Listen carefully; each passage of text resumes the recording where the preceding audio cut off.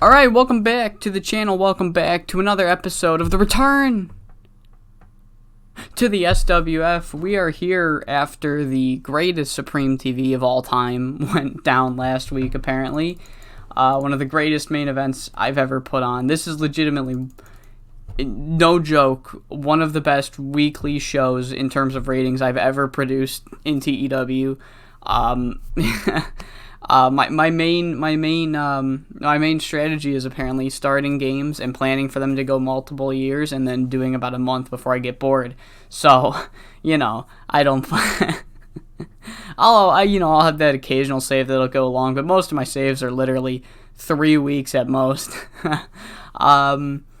So yeah, we have a pretty stacked card here tonight. So we have Finn Bruiser versus Squeaky McLean's client. So for those of you that remember last week, Squeaky McLean made his huge return to the SWF, and being inspired by Joe Sexy and Team Sexy, he wanted to start managing himself and making an impact on Supreme TV through a client, and he found a client, and they challenged Finn Bruiser to a match here tonight. Rocky Golden made his return at Awesome Impact 2020 and announced last week that he is medically cleared to compete. He's 100% ready to go, and he's raring to go.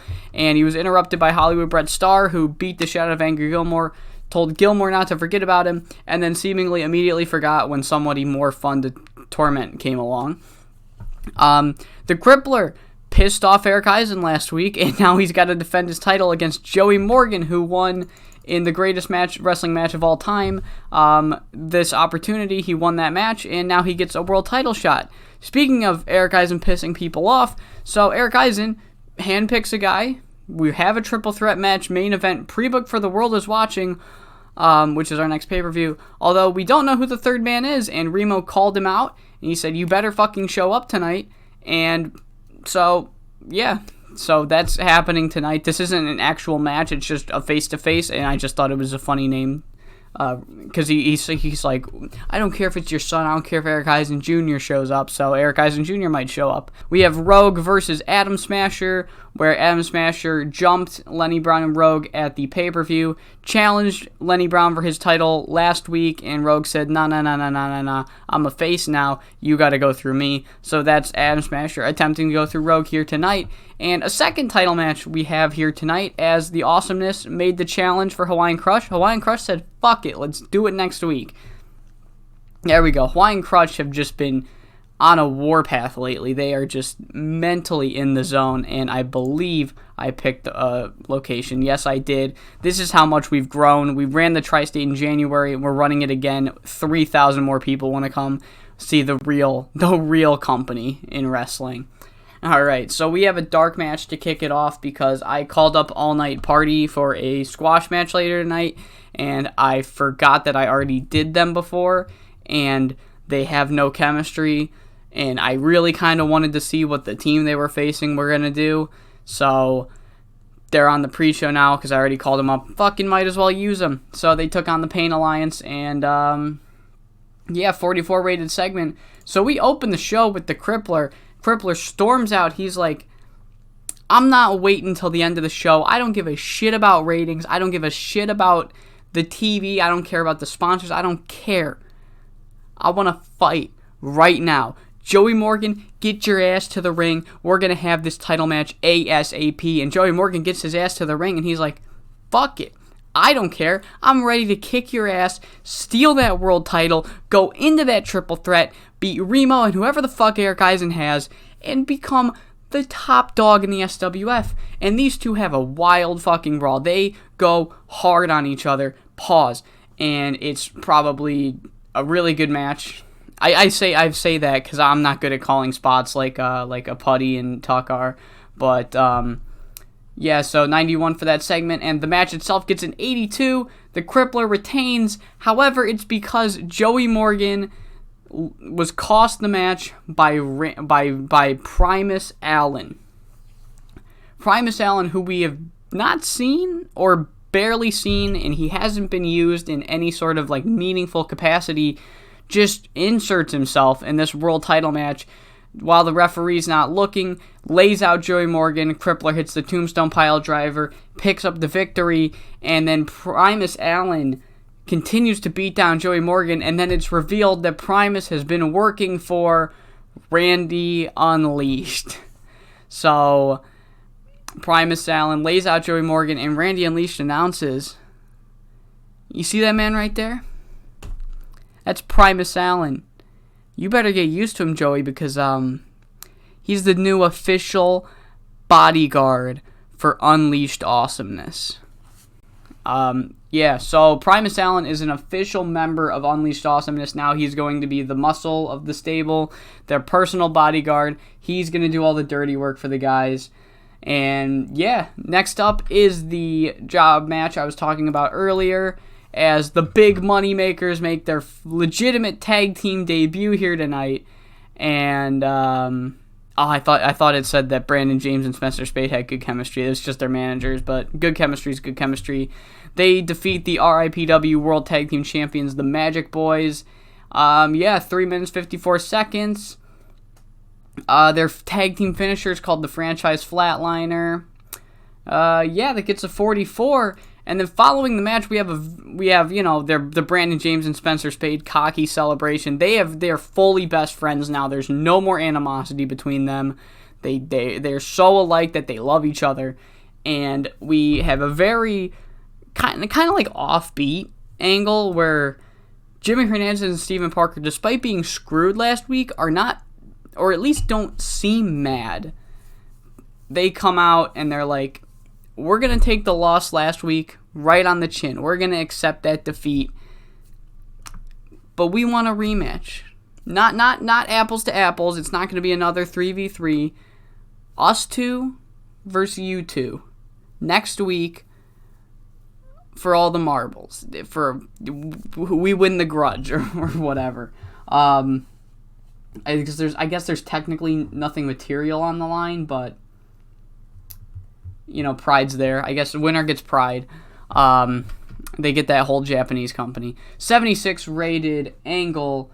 And up next, it's time for the Squeaky McLean match. Finn Bruiser makes his entrance. He gets everything ready. Squeaky McLean, he comes out and he stands on the ramp with the biggest grin you'll ever see. And then Des David's music hits. And Squeaky McLean's client turns out to be the former SWF North American champion. We have not seen him since his loss to Lenny Brown. Des Davids comes out, chair in hand, rushes the ring, cracks the chair right on the skull of Finn Bruiser, and lays that man out. The match never gets underway. There was never meant to be a match. It was just meant to send a message. Get eyes on Squeaky McLean and his client. Squeaky, after the beatdown, grabs a mic and he says, "This is just the beginning, Finn. You really want to see Des Davids in action? Next week he'll have a one-on-one match, alright? Next week you'll really see what Des Davids is all about.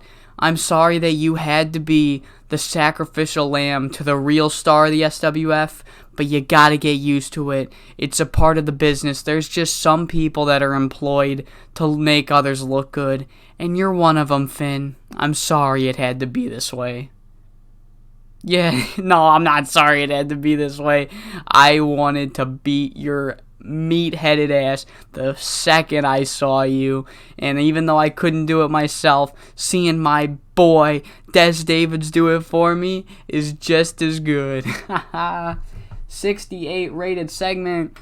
And up next is the tag team title match. Hawaiian Crush versus the Awesomeness, 77 rated match. And as you can see, it was a clusterfuck.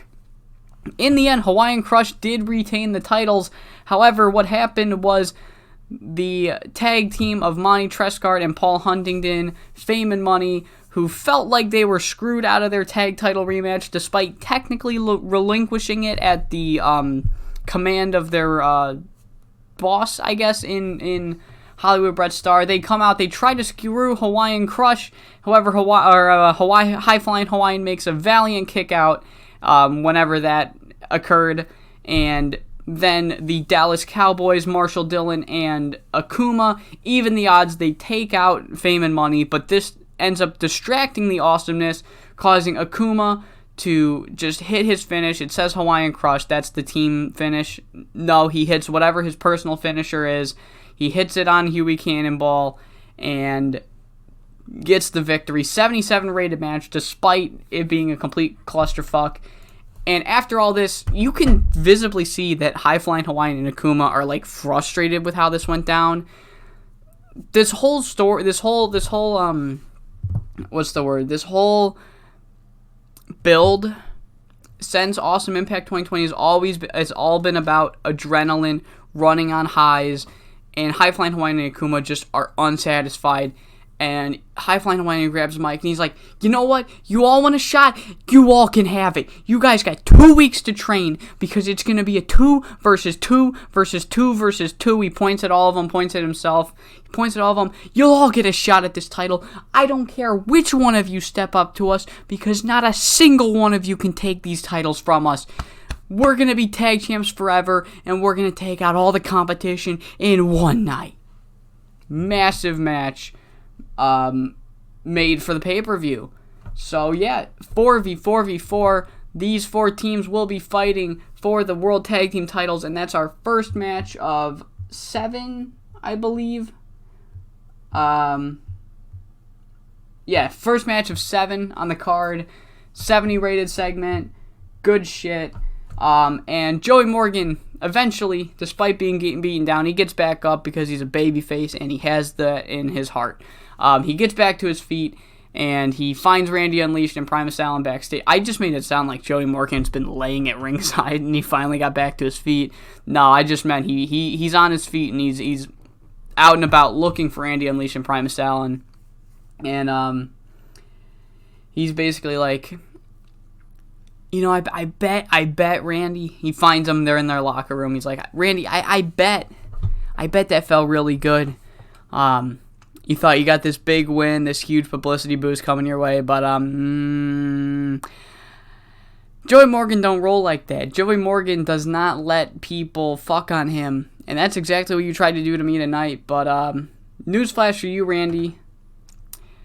I got a guy who can handle a loss, who can handle being beaten legitimately. How about you and your friend take on me and my friend, this man? And then from behind, forearm to the back of Primus Allen's head, it's ZWB, Randy Unleashed's own brother. These two can never get enough of each other. So ZWB lays out Primus Allen, letting Joey Morgan to get this nice big boot on Randy Unleashed. And he says, tag team match next week. Bring your guy. I got mine. 81 rated segment. Sorry about the cut there. My brain completely just went blank in the middle of that promo because I could not remember for the life of me if this actually was happening next week. So, so up next is the Atom Smasher versus Rogue match, and not to waste anyone's time, Atom Smasher comes away with the victory. I'm sure we all kind of saw that coming. 1501 with the Mushroom Cloud. I did set it. Oh, fuck. I didn't. I was supposed to set it for a tainted finish. That was supposed to be like the story, was that Atom Smasher still being a hypocrite, like, oh, you're all evil, and then he cheats to win. So 83 rated match anyway. Atom Smasher got an 87. That's some good booking. So Rogue, he's gonna be a man of his word. He is gonna be a man of his word. He will step back, although probably not of his own accord. So, for those of you that are confused, I meant last week Rogue was like, you're going to have to go through me. You can beat me, and I'll take a hike or whatever. And so he will be taking a hike, although it's probably not through his own accord, as after Atom Smasher comes away with the victory, Lenny Brown enters, they do a face-to-face, and Atom Smasher kind of like, he has like this weird shifting in the ring, and this causes Lenny Brown to turn his back to Rogue, to where Rogue is then jumped by Chill and Avalanche. So even if Rogue was going to willingly take a step back, Atom Smasher's making sure that he has to. So they get too much of a beatdown in for Lenny Brown to really stop it or have any effect, as once Lenny Brown realizes that Atom Smasher's using this face-to-face to distract him, they've already escaped. So 95 rated segment. And up next, Remo comes out. Angry at everyone. And he has the mic and he's like, now I've waited 1 hour and 30 minutes. Alright? 1 hour and 30 minutes. I've been in the building. All I've seen are the same assholes, the same young assholes, the same old assholes, the same assholes I've beaten for weeks and weeks. I've seen nobody special. So I don't know if you're even in the building. Alright? But whoever you are, and you know who I'm talking about, whoever was handpicked by Eric Eisen to get this world title shot, just as valuable as Remo fucking Richardson, I want you to show yourself. And I want you to look me in the eyes right before I rip your head off. I'm going to give you 20 seconds before I rip this ring apart. I rip ringside apart. Show yourself. So he puts down the mic, and there's a good pause. About like a 10, 11 second pause. And then music plays. And it's music the SWF audience has heard before.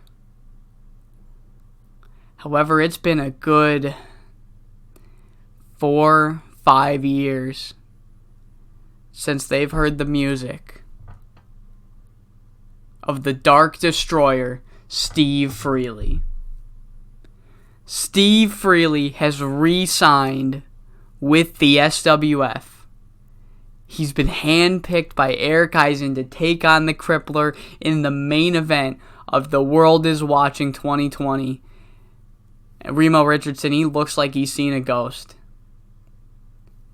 Steve Freely gets in the ring.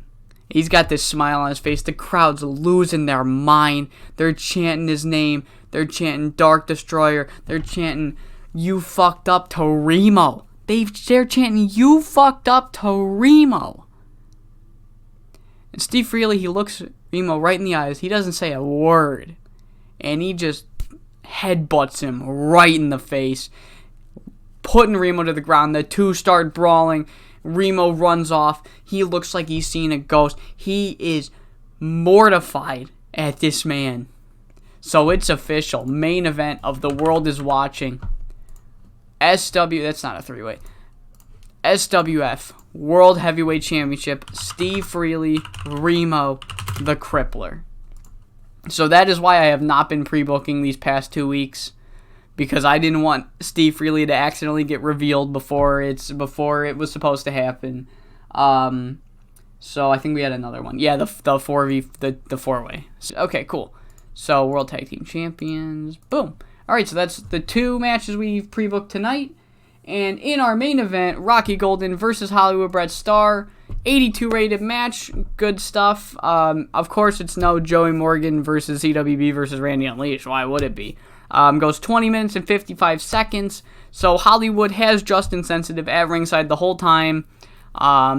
So, Justin's brawling with Valiant, and Hollywood's, poke him in the eyes while the ref's not looking. Or Justin will scream bloody murder, and Hollywood will roll him up, feet on the ropes, Hollywood's fucking with him. Eventually, Valiant storms over there, starts beating the shit out of him. Ref ejects both of them. Hollywood gets a really close near fall on a roll up with the handful of tights. No good. And eventually, Angry Gilmore then comes to the ring, and he just makes sure there's no more funny business. And once Angry Gilmore shows up, it's all over for Hollywood Bret Starr. Rocky Golden locks in the rack and picks up the victory. Following that, Rocky Golden and Valiant are celebrating, and the lights go out.